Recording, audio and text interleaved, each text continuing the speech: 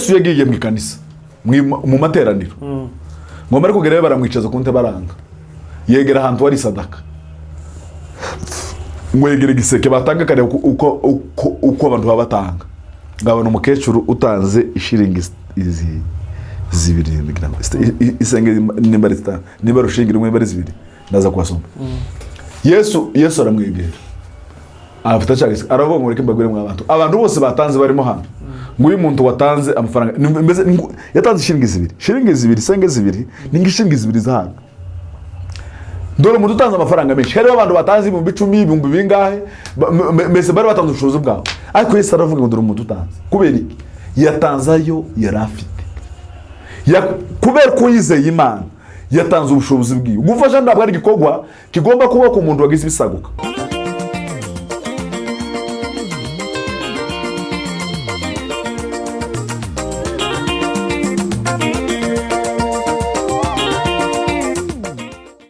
Ora twizere ko mumeze neza aho muherereye mwese reka tubanze dutange mwaramutse aho bukeye ndetse namwiriwe aho bwije dusoje buri wese ufunga kino kiganiro ukabutameze neza rwose ntucike intege naho umeze neza ntiwibagirwe bagenzi bawe Imana nihinduranye ibihe ndetse ikabigenera bishaka ndetse no mu gihe cayo yishakiye ubwayo.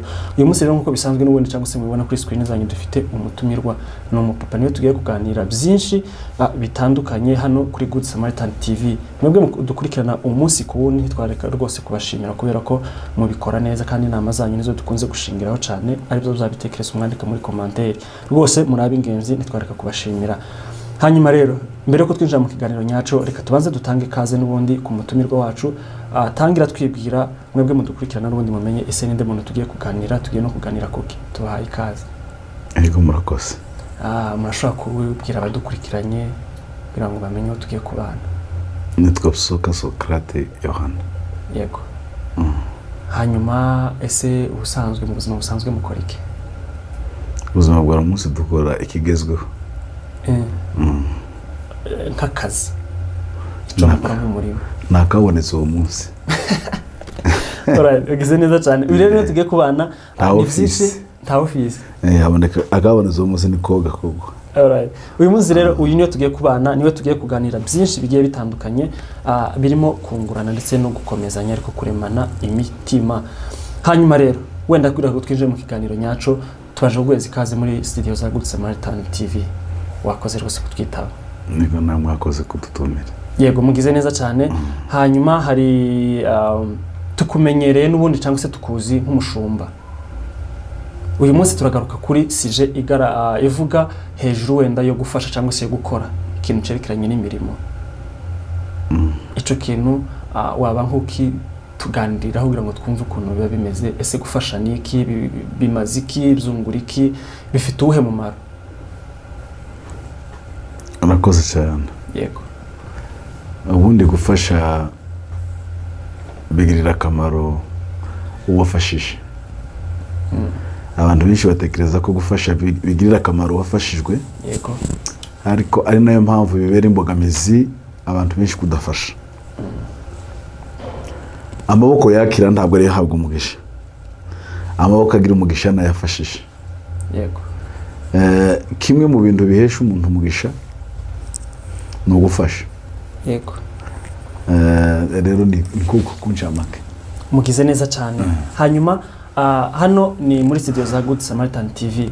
Ese mwaba mwarigezeho kumva ko cerekeranye n'umusamariya mwiza cyangwa se ico mushobora kubivugaho? Umusamariya mwiza ndamuzi. Yego.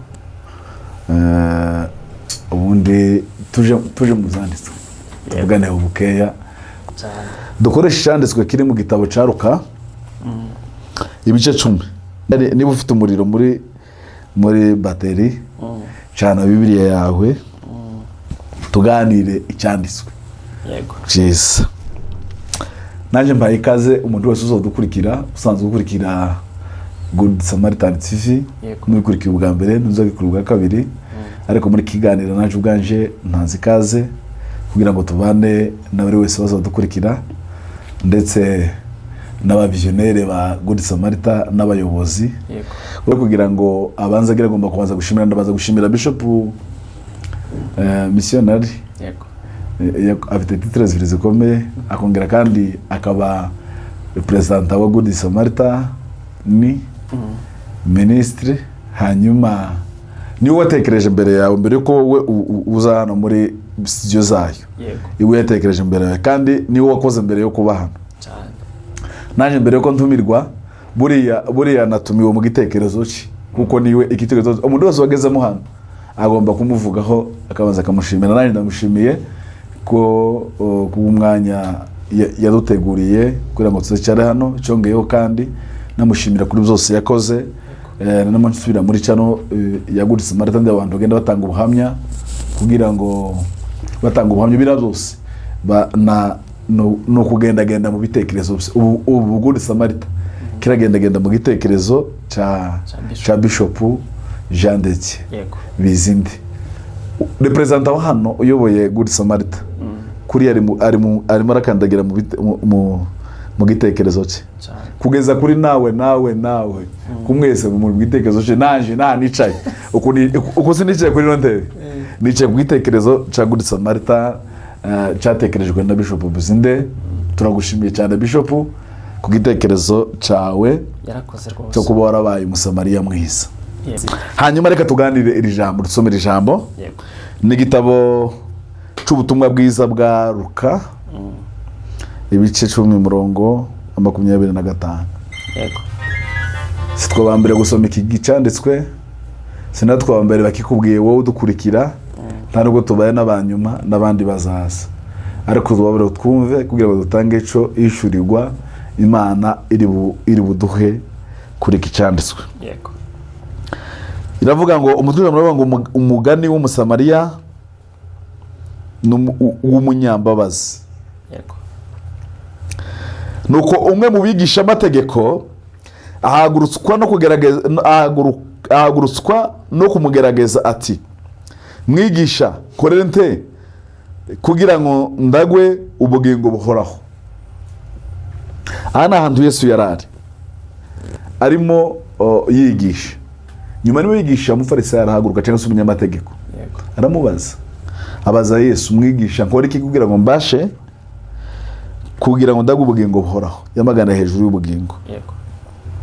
Yesu aramusubiza ati, nawe aramubaza ati, byanditswe bite mu mategeko, ico uyasomamo niki? Kuko ibyanditswe byera byahereye mbere yuko Yesu Kristo aza. Harimo amategeko agenga abantu bagomba gukora imibereho n'imikoranire ya buri munsi. None amaze ko ibitabo bihari, wasomye mwiki mu mategeko? Ubu nyina abakristo banone Yesu aje none bagana neza Yesu kumaza ngese cyanditswe kuvuga iki? Abakristo bosuzane bake, sinzi kunyuse neza kubera ko twamenyereye ko ibintu byose biri muri mind, ibintu byose tubitwara uko twumva dushaka. Ari nayo mpamvu imikorere yacu iri mu buzima bwo gusa nkaho dukorera hirya yo guhusha. Sinzi ko nyuse neza. Tugasa n'abakorera hirya y'intego, tugakora ibyiza ariko bidashimwa kandi bidatunganye. Iyo jambo ryo mu gitabo cy'Abaroma ibice 12:2 uje kurangiza ugira ku verse ya 3, haza Bibiliya ivuga ngo mukore ibyiza bishimwa, ngo bitunganye rwose, byiza bishimwa kandi bitunganye bitatu. Kugira ngo dukore ministeri nziza, Good Samaritan ibe nziza, jambo rya mbere ibe nziza, icya kabiri ishimwe n'abikorana nabo bose, n'abazayumva n'abazayimenya bose bayishime, icya gatatu ibitunganye. Nuko tugomba kubanza kumenya ubushake bw'Imana. Nibyo sobeje rero uyu munyamategeko aramubaza ngese none kuri mumbaza ngese ukora iki ngurago ubugingo, wewe ibyanditswe ko bihari bikwigisha ibyo warabisomye? Ati narabisomye.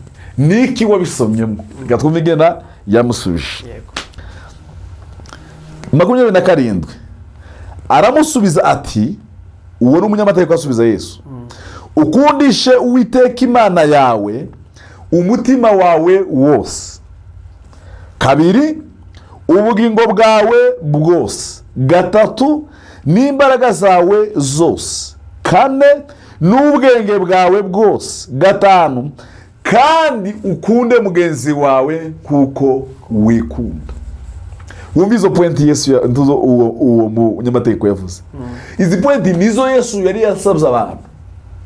Bibiliya abantu batekereza ko yanditswe ejo bundi turi ahangaha mu bazungu. Yesu ageze mu bazungu, ubugeze mu bazungu. Mu gitabo cy'Abagalatiya ibice 3 haravuga ngo ibyanditswe byera bitarabaho ngo byigishije Aburahamu, ngo biramubwira ngo abanyamahanga ngo bazasindishirizwa no kwizera. Bibiliya itarabaho, abanyamahanga batarabaho.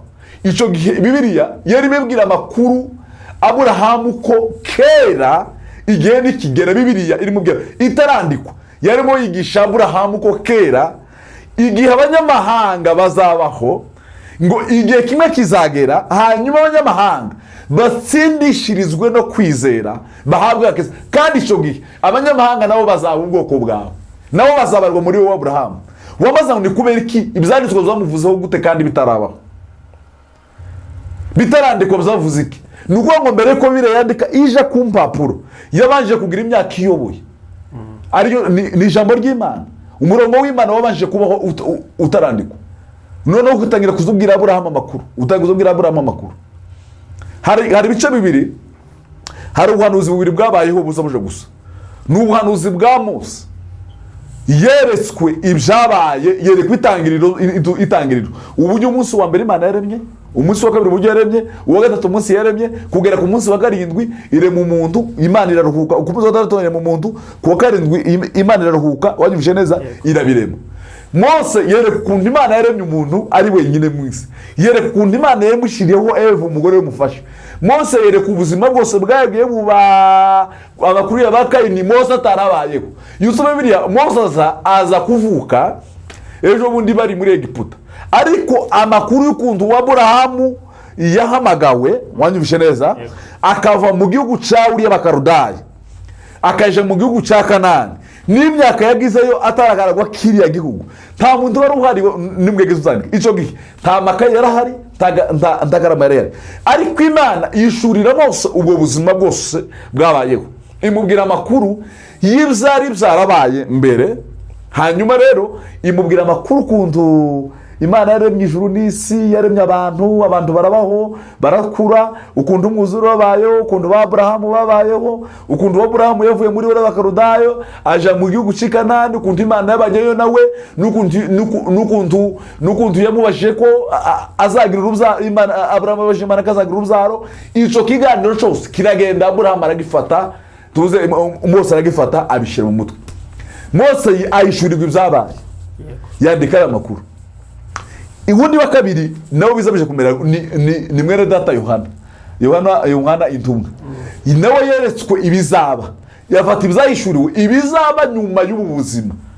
Noneho iwe arabifata, nawe bifata nk'ibihaye banone, nawe yandika igitabo. Izo rero nani kubugendeke ibyanditswe byera, nibwo rugendo duhora duca ngo buri munsi, niyo misozi twirigwamo ituma tuba mu isi nk'abari mu ijuru. Ibyanditswe byera niwo muyoboro twirigwamo tukamera ngaho twiriranywe n'Imana. Ibyanditswe byera nibyo bitwigisha Imana itaboneka, tukabasha umwuka wera akabasha kubijamwo akadusobanurira kuko Imana tutabonesha y'amaso ihari ko ariyo Mana. Kizgunyuze neza. Hanyuma rero ibyo byanditswe nibyo Yesu yabaje umunyamategeko, aramubaza ngese kuri mumbaza ngese ukore ko uragwe ubugingo buhoraho. Ibyanditswe byera bivuga iki? Wa munyamategeko aramubwira ngo byaravuze ngo ukundisha Uwiteka Imana yawe ngo umutima wawe wose. Yego. Haleluya. Amen. Ukundisha Uwiteka imbaraga zawe zose, ukundisha Uwiteka ubwenge bwawe bwose, hanyuma ukunde mugenzi wawe kuko wikunda. Barimo baganira icyo kiganiro, Yesu ndingena yamusubije amaze kuvuga amagambo. Yesu aramubwira ati unshubije neza mugenzi, ucyo unsubije neza mugenzi, nugenza ucyo uzagira ubugingo. Ariko ushatse kwigira shasha, uwashatse kwigira shasha abaza Yesu ati hajya mugenzi wanje ninde. Niyo nshaka tuganira. Yego. Yesu aramusubiza ati, ubwo uvuze ngo ibyanditswe byera biravuga ngo ukundisha Uwiteka Imana yawe, umutima wawe, imbaraga zawe, ubwenge bwawe, n'ibindi byose mubwiye. Hanyuma ngo ukamenya kuko bivuga ngo ukunda mugenzi wawe kuko wikunda, ukabimenya. Ngo Yesu aramubwira ngo ugende n'ugenzi byo gutyo ukagira gutyo, uzaba ufite ubugingo buhoraho. Wa muntu ngo ashatse kwigira shasha kubera iki? Yarabizi neza ko icyo agiye kubaza akizi. Ngo amara aramubaza ngese mwigisha ngo mugenzi wanje ninde. Iri jambo abantu bakunda kuryibazaho cyane bigiye bitandukana. Mugenzi wanje ntabwo ari mwene data tuvukana Auguste, kuko dufitanye umuvukano ukomeye. Yego. Dufite umuvukano kuri mama. Yego. Nawe no kuri mama ni uwa hafi. Ni muzaro wanje kabiri. Uwo si umugenzi wanje gusa, nawe ni mugenzi wanje, ariko akeneye undi mugenzi wanje uri utari we gusa. Mugenzi wanje so twabanye mu karere k'iwacu, so twabanye mu Gatanga, so twabanye mu Bibunda, so twabanye Kimisagara tugeze mu Rwanda, so twabanye mu Buganda na Buragara tugeze mu Buganda. Mugenzi wanje so dusenga na buri munsi.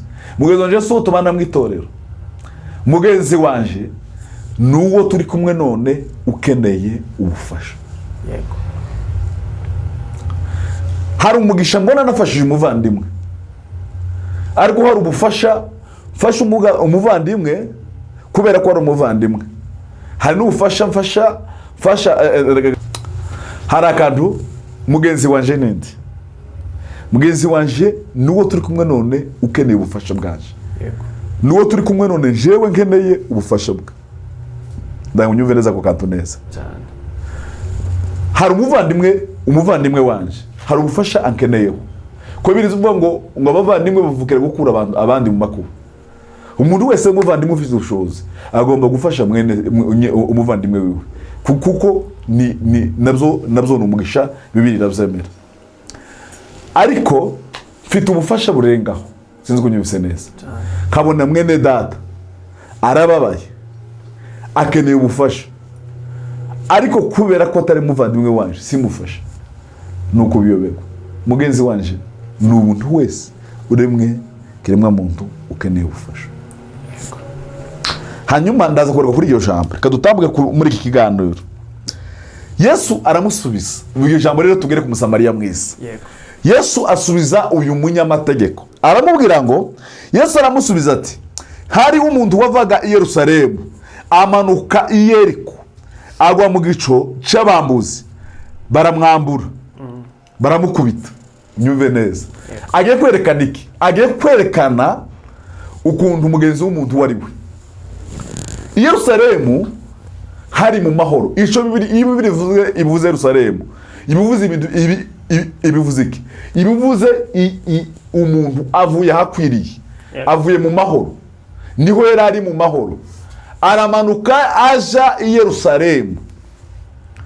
Hanyuma ageze mu nzira ahura n'abambuzi. Mu bintu bamukoreye, ijambo rya mbere, agwa mu gice cy'abambuzi, baramwambura, n'iryo jambo rya mbere bakoze. Ijambo rya kabiri, baramukubita, hanyuma barigendera, bamusiga asigaje gato agapfa. Abo bambuzi bamufatiye mu nzira amanuka, yari magenda, hanyuma baramwambura ibyo yari afite, hanyuma baramukomeretsa. Urugendo rwacu rwo kuja mu ijuru ndumeze nk'urugendo rw'uyu muntu. Ndavuga ibintu bibiri, ndavuga good Samaritan mu buzima bwo gufasha bwa buri munsi, nimba nabisubiza mu buzima bwa Kristo, tuzumve mu buryo bw'ijambo. Yego. Bwana Yesu asifiwe sana. Amen. Mbaje tugenda tuganira gahoro kugira ngo tubashe kugenda twumvikana cyane. Uyu muntu wari uvuye i Yerusalemu, bigiranwa n'urugenzi rwacu bwa buri munsi. Tugira abantu, iyo umuntu akiri i Yerusalemu ntabwo aza yambugwa, ntabaza bakubitira umuntu i Yerusalemu. Abandi bagenzi baza bava Yeriko baje i Yerusalemu, ariko we yaravuye i Yerusalemu amanuka aje i Yeriko. Buri gihe cyose iyo tugana ku Mana ntabwo duhura n'abambuzi ngo batwambure badukubita, ariko iyo duhindukiye urugenzi rwacu mu kwizera tukava i Yerusalemu tuja Yeriko, nico gihe abambuzi batugiraho imbaraga.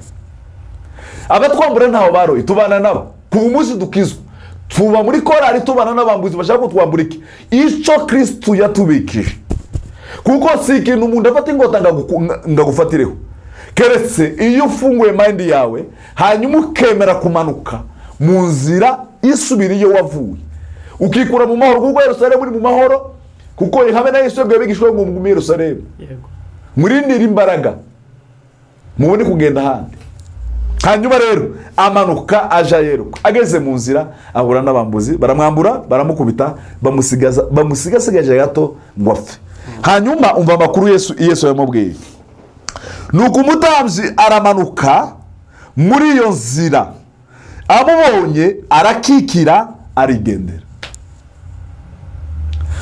Umutambyi niki? Umutambyi yari umuyobozi w'itorero muri ico gihe, umuyobozi w'idini.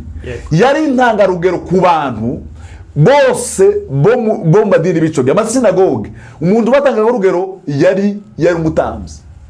Hamwe n'abafarisayo ico gihe n'abanditsi bariya bose abafarisayo n'abanyamategeko bose bari munsi yiwe. Hanyuma araza asanga umuntu waguye mu nzira, bambuye baramukubita ari gutyo, ye asigaje gato ngo apfe. Ngo aramureba arakikira aratambuka. Avuye hehe? Nawe avuye Yerusalemu aranywa aramanuka agana hehe? Aganiriye. Hanyuma haza uwa kabiri waje nuko umutambyi aramanuka muri iyo nzira amubonye arakikira arigendera. N'umurewi ahageze nawe abigenza atyo, amubonye ararikira arigendera. Wanyumvishije? Umurewi nawe nukuvuga ngo muri ya ubuzima bw'abarewe n'abatanze n'ibintu birebire bikomeye, ariko bizofata umwanya mwereka droge kubisobanura. Hanyuma kuri 32 na gatatu, ariko Umusamariya wari mu rugendo nawe amugeraho amubonye amugirira impuhwe, aramwegera aramupfuka inguma, amwomoza amavuta yerayo na vino, amushira ku ndogobeye, amujana mu macumbi y'abashitsi. Tuvuga amagambo make kuri guritse mareta ya buri munsi, ariko reka tuvuga ayo magambo abiri. Umutambyi yaravuye Yerusalemu amanuka. Umuntu wa mbere wamanutse avuye Yerusalemu baramwambuye. Kubera kuko yavuye muri Yerusalemu mu bushake bw'Imana. Umutambyi ava Yerusalemu aramanuka n'abagiye Yeriko, asanga umuntu wakomerekeye mu nzira. Unyumve neza, bakubise nawe aratambuka, nawe aramanutse. Haza umurewe nawe aturuka ruguru, nawe aramanuka. Hanyuma haza Umusamariya iki gihe, unyumve neza, bari abantu iki gihe inzu 12. Reka mvuga aya makuru, reka kube ko impamvu z'umwanya mwihangana mvuge impamvu Umusamariya. Yego. Abanyesirayeli bari bafite inzu 12. Muri inzu 12 ni inzu za Yakobo. Dukuremo abantu babiri, dukuremo abarewi, hanyuma dukuremo na Yosefu. Kubera iki tubakuramo? Abarewi Imana yaravuze ko batazaragwa umurage. Yego. Batazabagwa mu Banyesirayeli, abashira ku ruhande. Yosefu yari yaragurishijwe agwa muri Egiputa. Hanyuma muri Egiputa Yosefu yari yabuze abana babiri, Manase na Efurayimu. Bari abana babiri baragaruka, umweje mu mwanya w'abarewi, undeje mu mwanya wa Manase. Irakomeza imiryango 12. Hanyuma baja muri Kanani, bagezeyo baratura. Bamaze gutura bayoborwa n'abami bakurikira. Umwami wa mbere wayoboye bageze muri Israeli, uwa mbere wayoboye ni Sawuli, arayobora. Hanyuma nyuma ya Sawuli hayobora Dawudi. Nyuma ya Dawudi hajeho Salomo ashaje atarapfa ngo aheze umuhungu wiwe Yeroboamu. Hanyuma abasaza amaze mu zabukuru, abasaza b'abagumutsi baraza baramwegera, begera umurugo rwe umukozi kabaga umukozi witwa ngo ni Rehobowamu. Hariho Rehobowamu na Yeroboamu. Yeroboamu yari umuhungu wa Salomo. Hanyuma Rehobowamu yari umukozi wo kwa Salomo.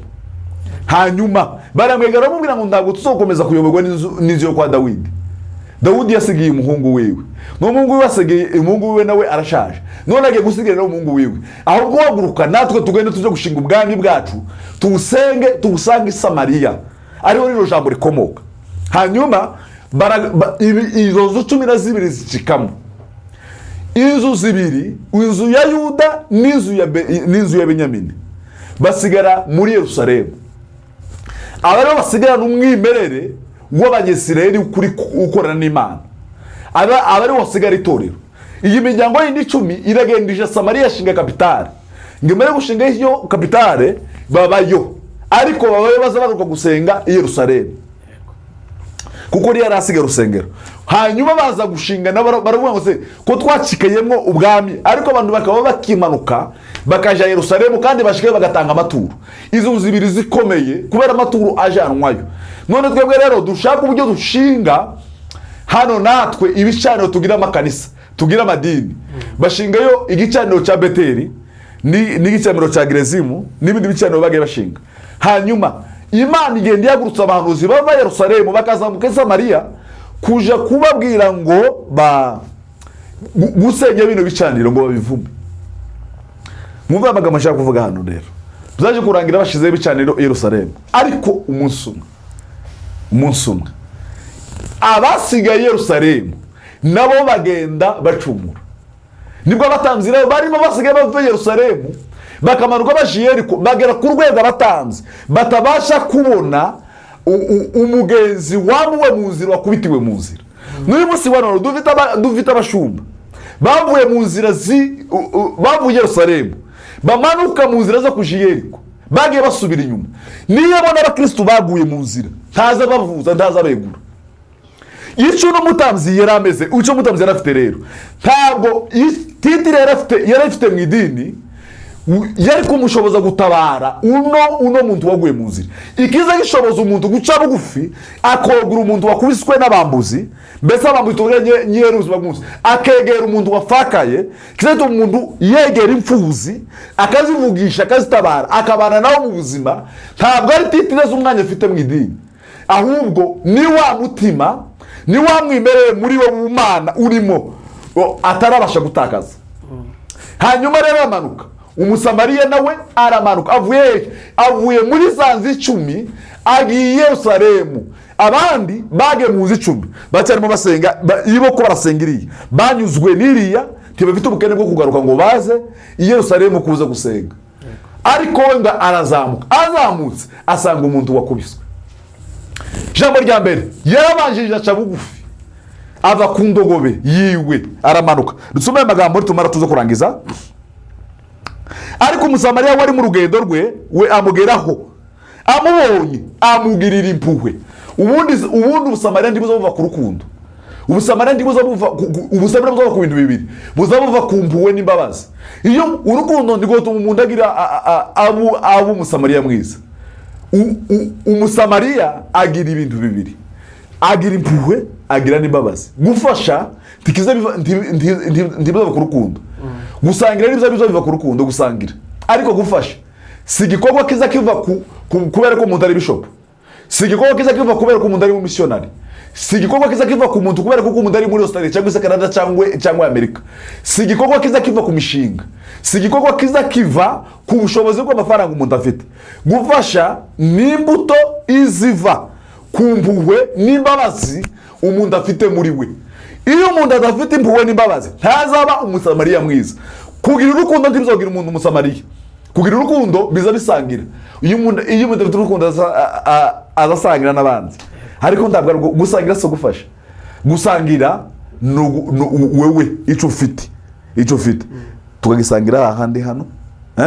Sha tukampeza umugasigirana yindi. Ariko gufasha biza bigera no ku rwego usigara gutyo. Ugafasha. Rero reka n'ubundi wenda nze kubariza wenda badukurikiranye tuze kumva noneho twumve ngo se bamaze kumva inkomoko y'Umusamariya mwiza naho yakomotse. Hanyuma kuri none mwebwe mugereranyije, ese mubona ikigeranyo gitanga umubari umeze gute hagati y'Umusamariya mwiza n'utari Umusamariya mwiza? Gato naringezo maze vuga n'amagambo wa 3 ni mara tugaruka aho hantu wantegere. Ubundi ikigeranyo kiri hafi ya ntacu. Ni 0 n'ibice. ku ijana. Hanyuma tuvugana n'amakuru umenye zageze ijambo rya mbere Umusamariya wari mu rugendo nawe aramwegera amubonye amugirira impuhwe. 34 aramwegera amaze kumwegera arapfukama aca bugufi.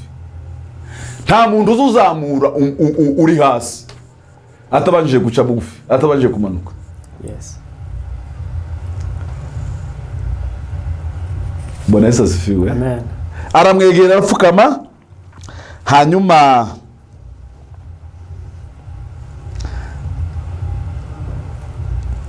amwomoza inguma, amwomoza amavuta ya elayo na vino. Wumvishe kera atangije gukoresha ubushobozi bwe. Yego. Afata amavuta abari yamwomoza. Ikigerayo yari amavuta ahenze ku rwego rwo hejuru. Aramwomoza ngo amare kumwomoza amushira ku ndogobe. Ubunyine ni nk'imodoka ye. Aramufata amushira mu ndogobe amujana mu icumbi by'abashitsi. Aramurwaza. Nukuvuga ngo amaze kubona ko wa muntu yambuwe agakomereka.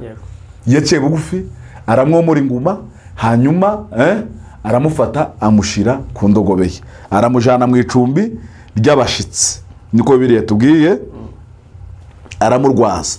Bukeye bwaho yenda idanari yo ebyiri aziha nyiricumbati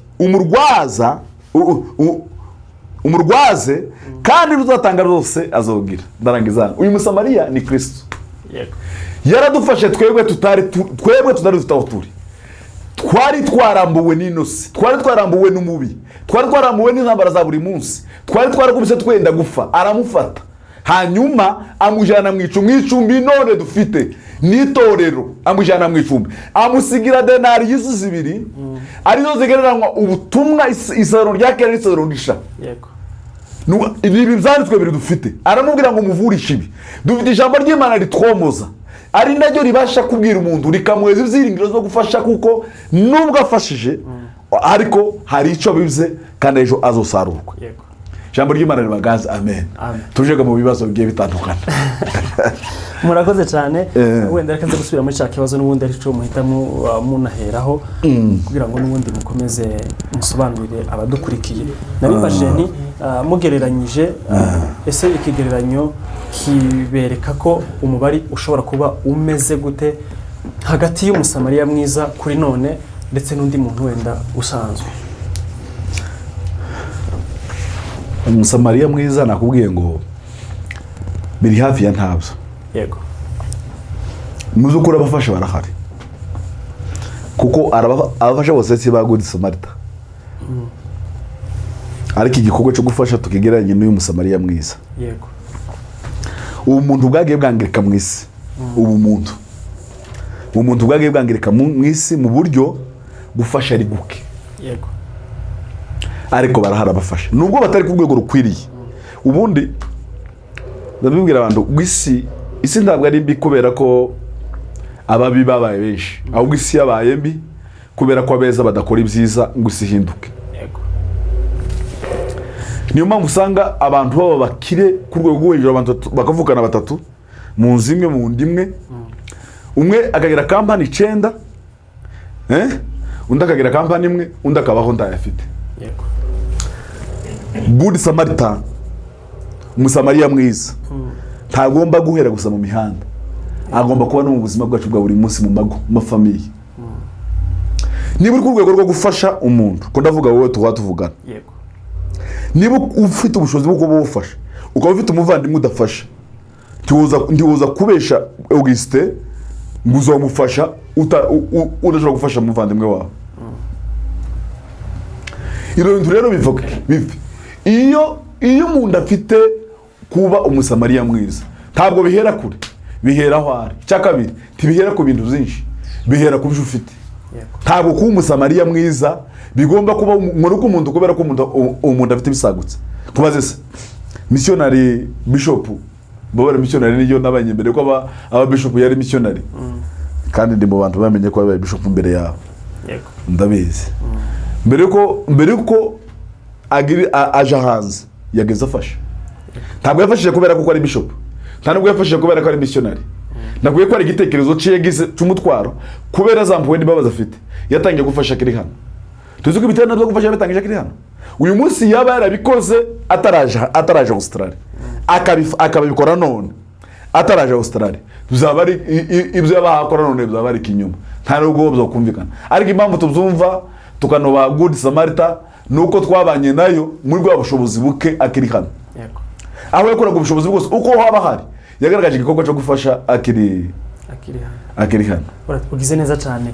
Ese kubera iki ikigereranyo cerekana difference ingana gutyo kugezaho mwebwe ubwanyu muvuga kuko wenda ikigereranyo gishobora kuba ari hafi ya ntaco, kandi amakanisa yege avuka ku umunsi ku wundi, abashumba basengega umunsi ku wundi.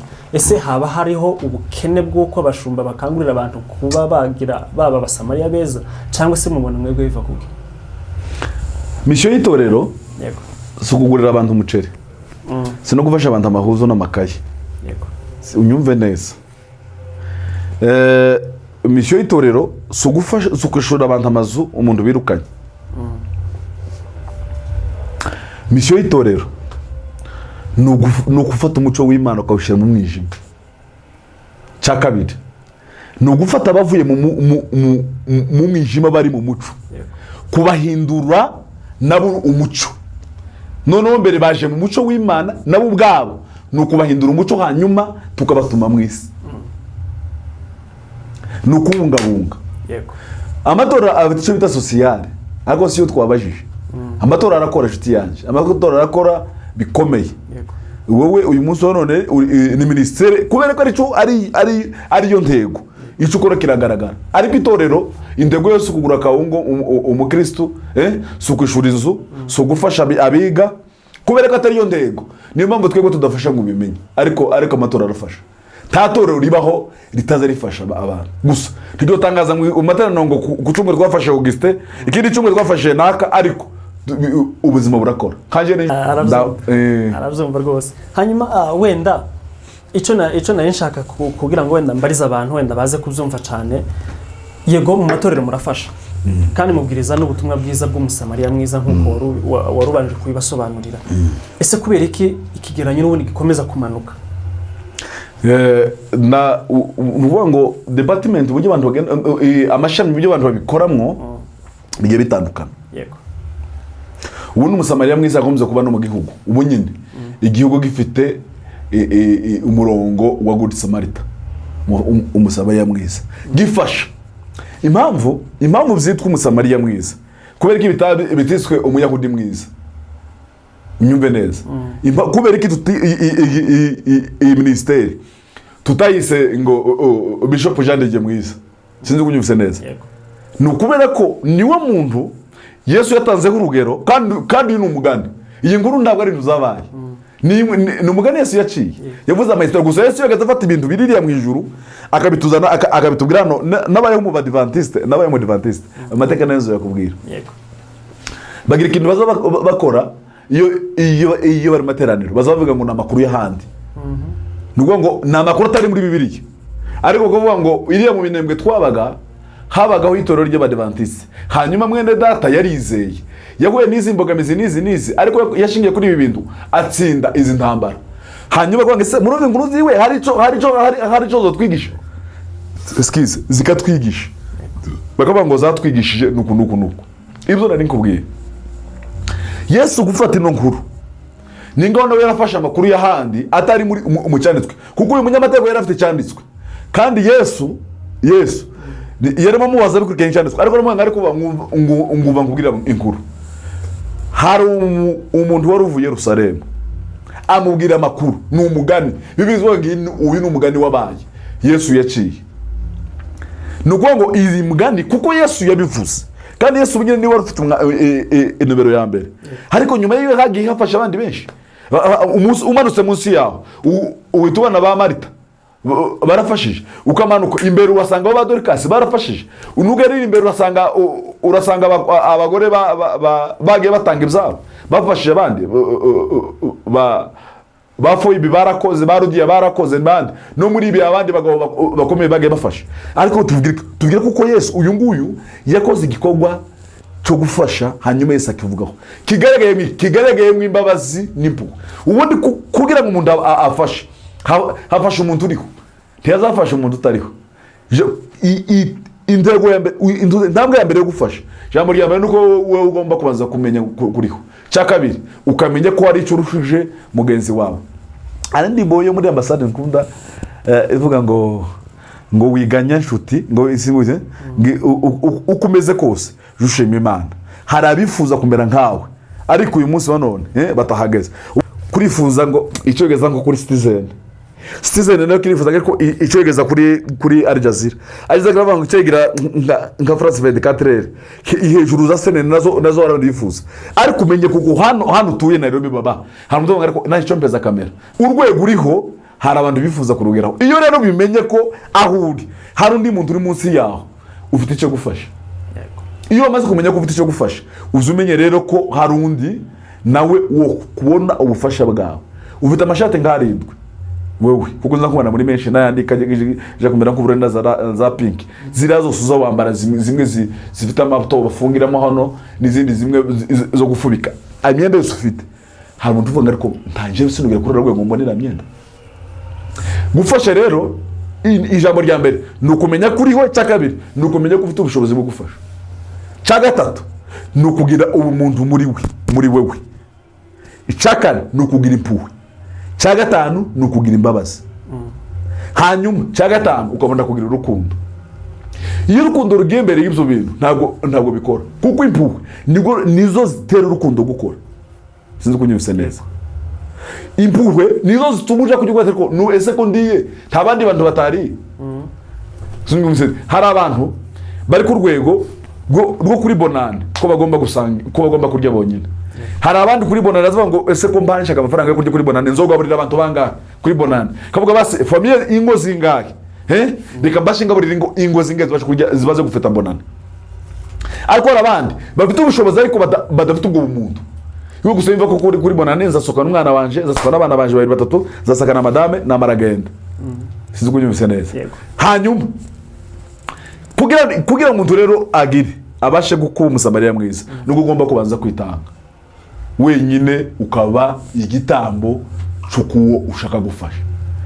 Iyo witanze nshuti yanje ni kijoze kiza gikunda kuvuga ngo jewe mbaye gufasha, apana kumva ko nzofasha. Jewe gufasha bibaye ubuzima. Hanyuma nico gufata amafaranga ngo ko ayo mafaranga yose ngiye kuyarya kuyafasha. Gusa kubera ko dufasha ku rwego rudakomeye ndibimenyekana, sinzi kunyumvise neza, ariko hari urwego turi ko dufasha. Hanyuma nyuma yo kumenya ico kintu, hanyuma uyu maze kwitanga uzuba noneho niki gisigaje, reka mfate kubyo mfite. Ugize neza cyane. Hanyuma wenda tuje no kugana ku musozo. None ubu hakorwa iki cyangwa se ko murakora iki kugira ngo abantu wenda babe bagira nabo uwo mutima w'impuhwe ari mu matorero ndetse n'abandi bantu bose wenda batishingikirije cyane ku matorero?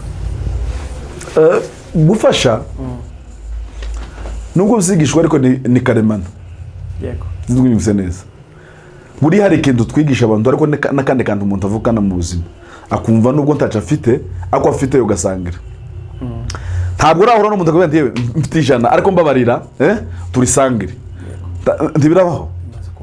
Nigeze gutwerera umuntu 50 yo muri Kenya afite ubukwe.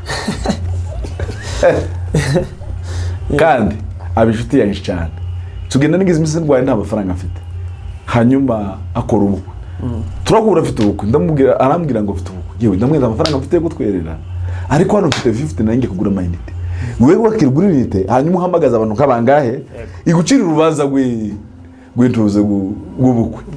Arayifata. Bwarakeye nyuma yabwo yarakoze ubukwe arampamagara bigize igihe. Yewe wanyeretse imbuto y'urukundo. Ngwino tuvugane. Turicara nawe hari haruguru duharibisha amaguru y'inkoko. Tumare tubishuti kugeza n'ubunyina. Ngo turangize. Yarambaye ifaranga nyuma ya. Yewe wambaye ifaranga. Sinabyumva.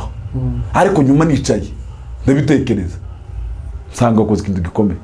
Naramubwiye ne amafaranga mfite. None se nari kumaze 5,000 mfite. Iyo nari mfite ni 50. Kandi 50 zigura amayinite. Kandi cyo gihe 50 ya amafaranga amayinite bageza active ugahamagara abantu benshi urahamagara abantu benshi hanyuma akakubwira amakuru Yesu yagiye mu ikanisa mu materaniro ngo bari kugerayo baramwicaza ku ntebe baranga yegera ahantu hari sadaka ngo yegere igiseke batanga kare uko abantu baba batanga ngabona umukecuru utanze ishiringi zibiri ngira ngo isenge nimba rushingira umwe bari zibiri ndaza kwasoma Yesu aramwegera afite cyagise aravuga ngo reke mbagwire mu abantu bose batanze barimo hano ngo uyu muntu watanze amafaranga yatanze shiringi zibiri senge zibiri ningi shiringi zibiri zahano dore umuntu utanze amafaranga menshi hari abantu batanze 10,000 ibihumbi bingahe mbese bari batanze ubushobozi bwabo ariko Yesu aravuga ngo dore umuntu utanze kubera iki yatanzayo yarafite kubera ko yizeye Imana yatanze ubushobozi bwiwe gufasha ntabwo ari gikorwa kigomba kuba ku muntu wagize ibisaguka hanyuma rero ntabwo rero twokwigisha abantu ngo bazumve gusa nuko abantu bagomba kubanza guharanira kugira ubumuntu muri bo kugira ubumuntu ubumuntu bwarashize ubumuntu iyo bwagarutse ubumuntu nico gazagira impuhwe n'imbabazi n'urukundo iyo ibyo bintu tuzabaye biba moteri ituma abasha gushora imbaraga mu gufasha kandi abantu bakeneye ubufasha ni benshi n'abantu batanga ubufasha ni bwinshi n'abantu bakeneye gutanga ubufasha batabutanga ni benshi ariko butangwa gute butangwa nande butangwa mu buryo bugenda kenshi budakwiriye kubera ko sengubaze ubu nyine mbangubwire zibiri kintu cyose umuntu afashishamo umuntu ndaje usanze umwana wawe w'imyaka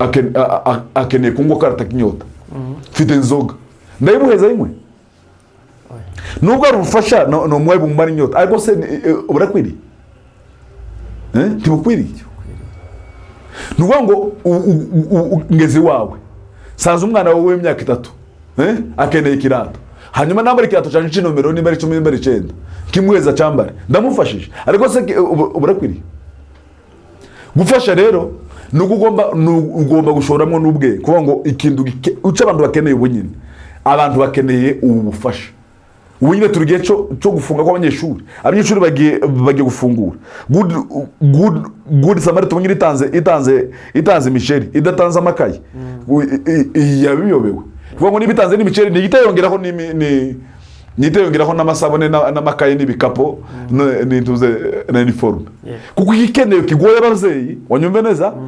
ni kwitegura amashuri ni kigezweho yego gufasha rero ico twigisha abantu nukangurira abantu kuko Yesu yavuze ngo musangire na mugenzi wawe ninde nuwo muri kumwe nuwo musengana nuwo mubana muri korali nuwo mubana gasarani nuwo mubana mu kigo nuwo mubana hehe jewe mugenzi wanje turi kumwe suri mu Buganda kimwe nuko no mu Buganda nawe yo mugenzi wanje kuko nyine telefone Imana yegeranyije isi ice mu bazungu turayifite muri telefone uko umwana muri telefone yanje hari mwisi bwanye twarimo tuvugana n'abantu bari hose radio n'abari Amerika n'abari hehe mu buryo bwurusha nawe nshuti yanje uri mugenzi wanje nanje ndi mugenzi wawe cyane alright yerekezeho mpesa ugize neza cyane wenda none nyine turagana ku musozo Bishop Jean de Dieu yagize igitekerezo agiyerekwa bituma akora ino ministeri ya Good Samaritan ariko kuri none n'ubundi hari abantu bagishobora kuba bagitekereza ati se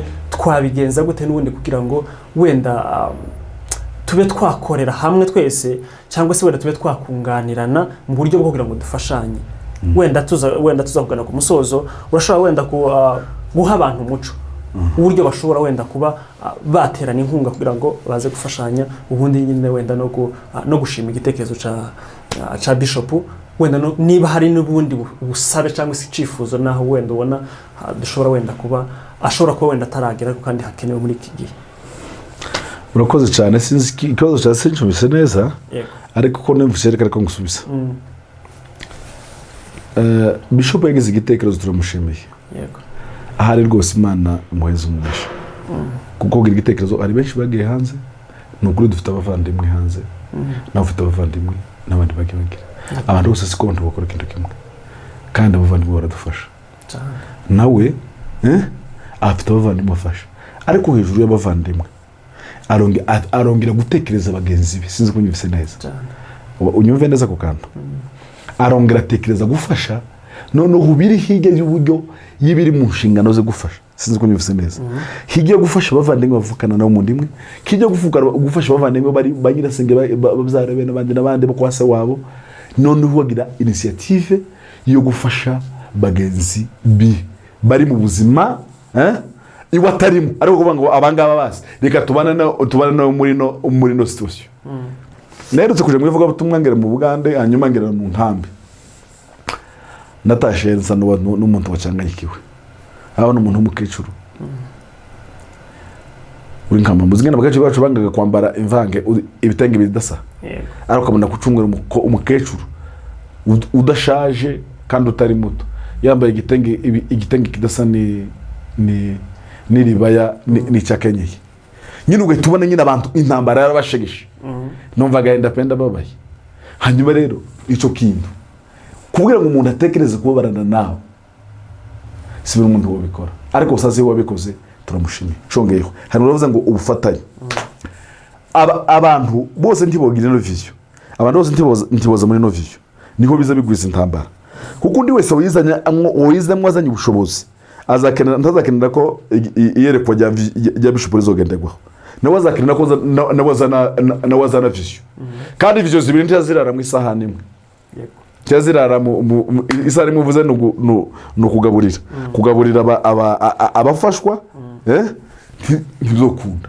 cya kabiri vision imwe ntizoje mu modokari vision zibiri ntizoje mu modokari imwe ngo zigende mu murongo umwe ntibikunda bashofera birese ko twari modokari imwe zanze bikunze umwe araroza uburyo undi akaroza uburyo intambara zibi niyo mpamvu bageze azagira intambara nigihe habamwo bavisionnaire babiri visionnaire akaba visionnaire amakere undi muntu ngo bafatakanyije nawe kazobimva kuko nawe yogere mu ijambo niyo mpamvu genda usanga bigende birema intambara niba ari undi muntu nawe ufite ubushobozi akagera no mutwaro kandi akumva nawe afite umutwaro nawe narebe ikindi kintu afashe si ngombwa ngaze muri Good Samaritan Ministry nawe yoje muri Good Samaritan agashira kandi kantu nawe agafasha gusa abantu bakeneye ubufasha kandi bakeneye ubufasha s'abanyamurenge gusa n'abanyakenya n'abagande n'abaethiopie n'abasudan abantu amoko yose akeneye ndetse n'abafurero badusenyeye bakeneye ubufasha ndetse n'abembe bakeneye ubufasha gusa ubufasha bukeneye n'ubuhe nubwo umuntu afite niwe ashobora gufashisha mu bagenzi biwe nuko numva no gusubiza niba numvishije uko wabajije ugize neza cyane wabisubije rwose hanyuma n'ubundi wenda tukubwira n'ubundi ngo wakoze wenda ngo tugushimire tugusezera wenda twaba tukuniganya ijambo ariko wenda niba hari irindi jambo wenda ushobora gushikiriza abantu wenda mbere yuko tuzabana ku musozo ndashimira ubutumire bwanyu yego ndashimira ibikorwa bya Good Samaritan hanyuma shimira n'abayobozi ba Good Samaritan ibyo bakoze naho bageze no ku rwego rwo kugira iteleviziyo kugira ngo bazaba abantu bazakurikirana bari hafi ndabashimiye cyane ko ntambwe bagezeho ubundi twari tuzi ko abanyamurenge bazogira televiziyo turabishimira mu Imana hanyuma dushimira na bishop wiwe nabo bakorana ba coordinateur ngira bakunzi turabashimiye cyane ku mwanya wabo bagenda batanga n'izo bagenda bakora Imana baheze umugisha hanyuma ndangiza dufite channel yitwa 71 TV ejo tuzongeraho 71 TV 1 niko tuzoshiraho kugira ngo ibe yihariye kuko 71 ari zinshi ariko uhereye ejo abazadukurikira bazandike 71 TV 1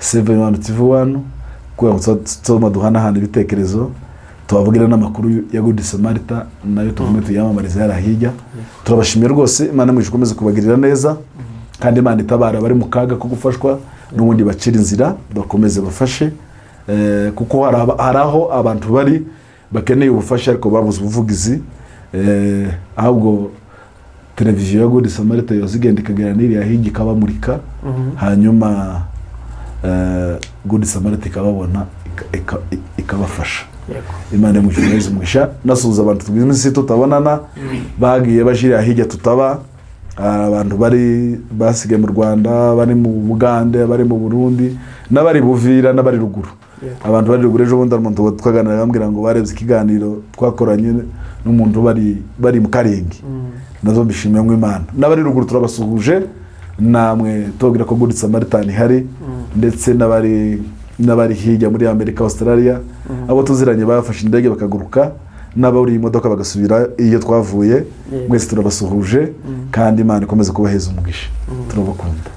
Ugize neza cyane reka tugushimire tunashimira n'abantu bose bakurikiranye kino kiganiro wewe ukirebye ukagera ku musozo rwose ntiwibagirwe gukora subscribe ndetse unasharing ino video kugira ngo ubutumwa bwatanzwe muri kino kiganiro bugere kuri benshi ndetse mu gihe nyaco. Reka tugushimire muvyeyi wakoze kutwitaba. Asante cyane. N'undi munsi nitubakenera rwose telefone ni 079. Yego. Urakoze cyane.